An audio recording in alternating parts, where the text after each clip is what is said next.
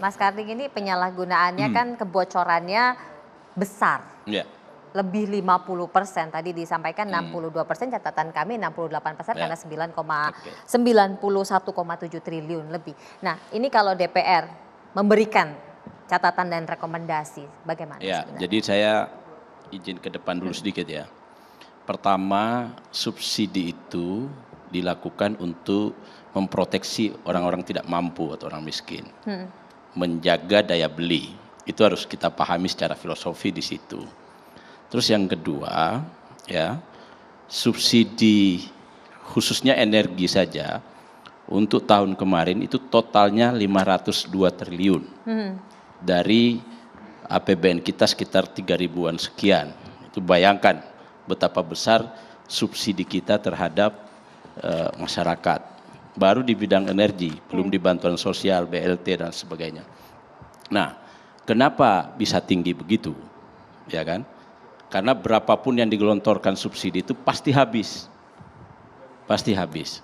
Jadi kenapa bisa begitu? Karena yang pertama, harga eceran yang non subsidi dengan harga subsidi, taruhlah contoh di gas, itu jaraknya luar biasa deviasinya.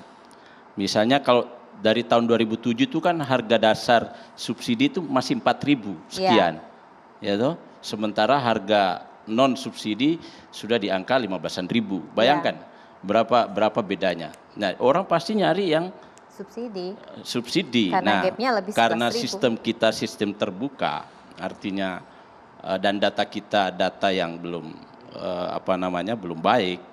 Oleh karena itu masalah subsidi itu sebenarnya kalau saya ya, itu masalah di data sebenarnya. Nah, masalah di data. Nah, pemerintah dalam hal ini SDM khusus LPG 3 kg itu mencoba cari jalan keluar. Ya, kalau Pertamina ini kan namanya Pertamina operator ya. Jadi lewat peraturan Menteri SDM kalau tidak salah nomor 70 itu Juni 2002 maka meminta kepada Pertamina untuk melakukan registrasi terhadap subsidi LPG. Nah, ini yang harus dipahami bahwa dari situlah muncul ide namanya penggunaan KTP. Sebenarnya penggunaan KTP ini tujuannya sebenarnya sangat ideal. Tujuannya ya, soal pelaksananya soal lain. Tujuan yang pertama ini semua subsidi itu rata-rata hampir semua sasarannya tidak tepat. Artinya apa? Subsidi didapatkan oleh orang yang tidak berhak. Itu baik disengaja maupun tidak disengaja. Jadi kalau misalnya kalau di BBM itu, misalnya solar itu ya, solar industri solar itu banyak itu pelaku-pelaku usaha justru main sedemikian rupa sehingga dia bisa menimbun solar. Sama dengan kasus ini. Jadi kalau dalam undang-undang, ya Undang-Undang 30 2007 dan Perpres 38, ya itu disebutkan bahwa yang berhak mendapatkan subsidi adalah orang-orang miskin. Itu di situ kan? Itu di undang-undang. Di Perpres itu ditambah lagi tambah nelayan dan petani.